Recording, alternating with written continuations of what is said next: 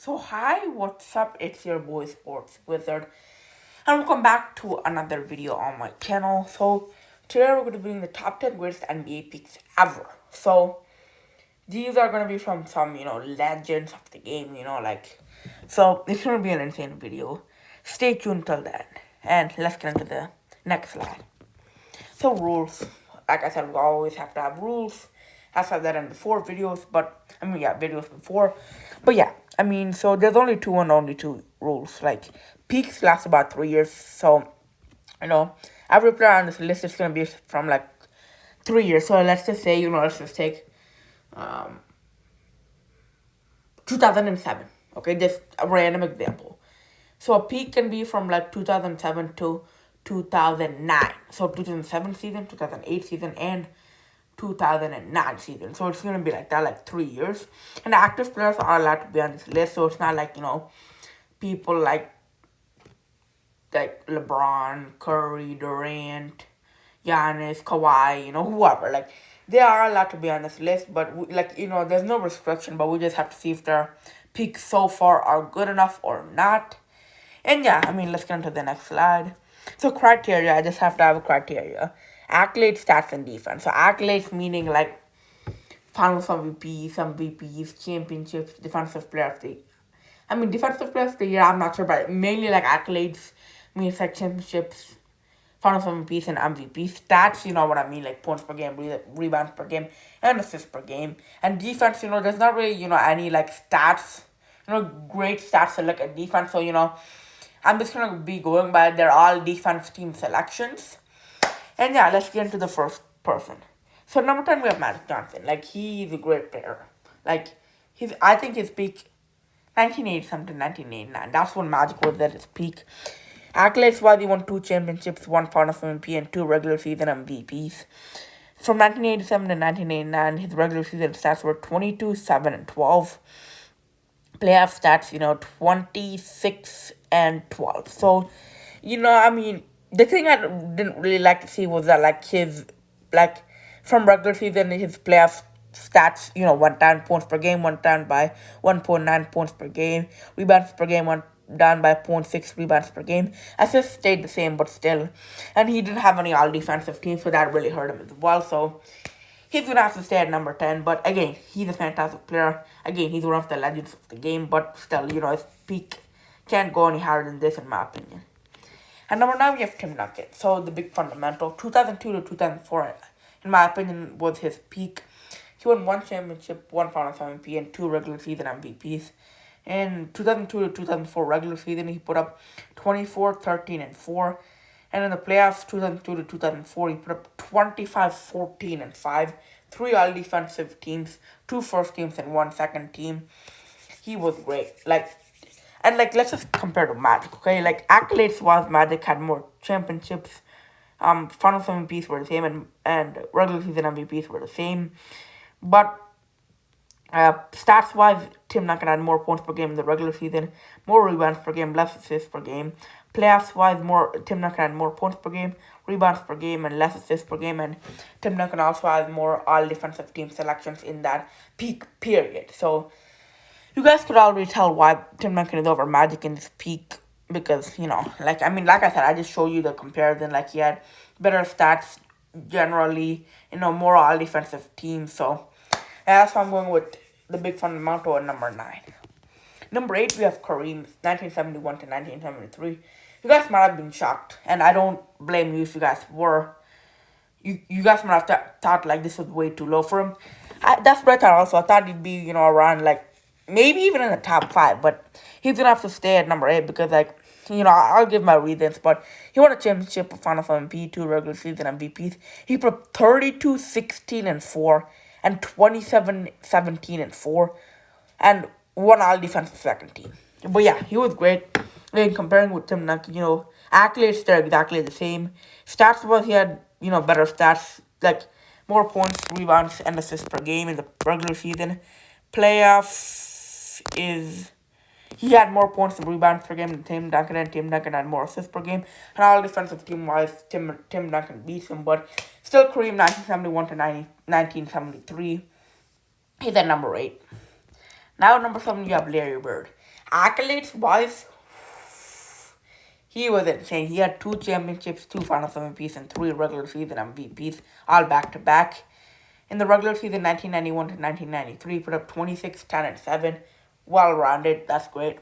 Playoffs, he put up 27, 10, and 6. Won all defensive second team. So comparing it with Kareem, accolades wise, he wins every category. Stats wise, Kareem, for the he has more.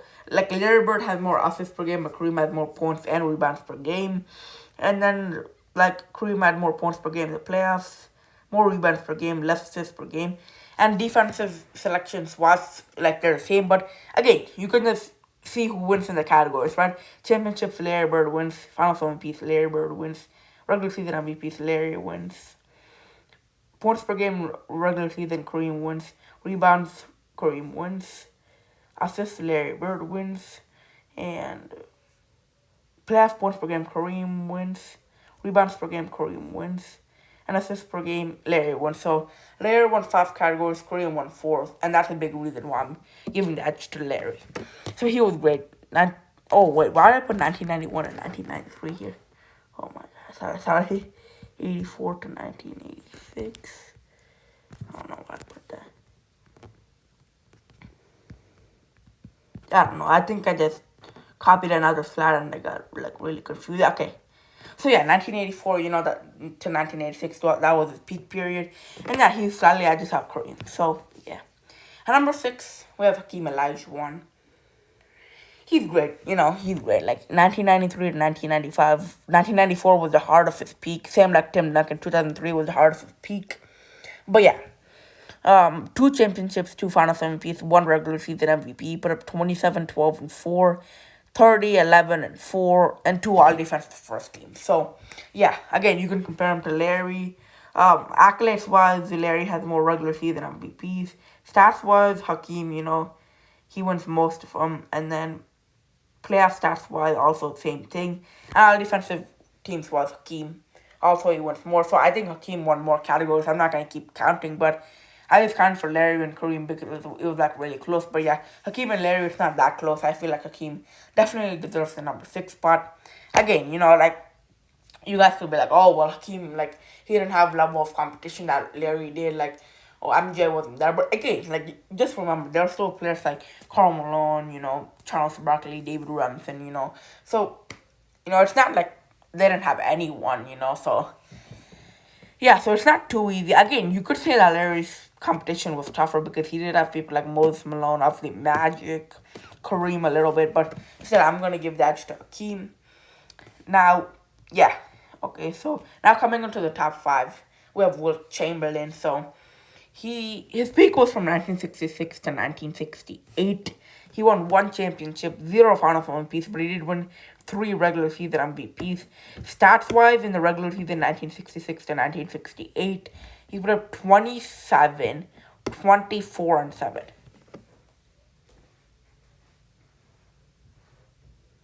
My God. Okay, oh my God. That's insane. And why did I put 71 to 73? I don't know why I put that. 66 to 19. Sorry, guys, for that. But yeah, he put up 24, 28, and 7. You understand what's happening here? 24, 28, and 7. He did not make any all-defensive teams, but, his stats are good enough to beat Hakeem. Accolades-wise, Hakeem has more championships than Finals MVPs, but Wilt has more regular season MVPs. Stats-wise, Wilt beats Hakeem in every single stat, every single, category in the regular season stats. Playoffs-wise, he wins 2 out of the 3 categories, and Wilt didn't have any all-defensive teams, but, that's enough for Wilt to beat Hakeem. Like I said, I don't need to keep counting the categories, but I did count them, and Wilt did win. And, he was just so dominant that I can't not put him in the top 5, so he's in there. Now, number 4, we have Kobe the Black Mamba. Rest in peace, Kobe. But yeah, his peak was 2008 to 2010. So he won 2 championships, 2 Finals MVPs, 1 regular season MVP. And his regular season stats from 2008 to 2010, 27, 6, and 5. Not too bad. I mean, that's great, but like in the playoffs, he just stepped it up a whole other level. That's what I like to see, That's a major reason why I put him in the Mount Rushmore of peaks. I guess you could say, but yeah, in the playoffs he put up 36-6, and also another thing was that like that he maintained his great defense throughout all that. So like he made three all defensive first team. So that's great. So he's in there. So he's at number four. At number three, we have LeBron. He was very well rounded in his peak. He had two championships, two Finals MVPs, and two regular season MVPs. 27, 8, and 7, well rounded, like I said, in the regular season. And in the playoffs, he also had basically the same thing, 27, 9, and 6. So, yeah. And he also made three all defensive first teams. And, like, between him and Kobe, like, accolades wise, LeBron was a little bit better. Stats wise, same. But yeah, not by too much, but LeBron takes number three. Now, number two, you know who we have. The Big Diesel. The Big Aristotle. Superman. Everything. Those are all his names. I know Diesel, the Big Aristotle, Superman, obviously. But yeah, it's Shaq. But yeah, he had three championships, three Finals MVPs, one regular season MVP, putting up 29, 12, and 4. And then, I don't know why I put this. Sorry.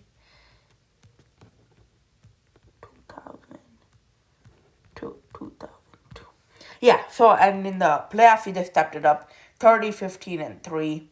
Two all defensive second teams, but it doesn't even matter. He just smashed everyone. Like, he's at number two. So, comparing him to LeBron, he has more championships and finals MVPs in that span.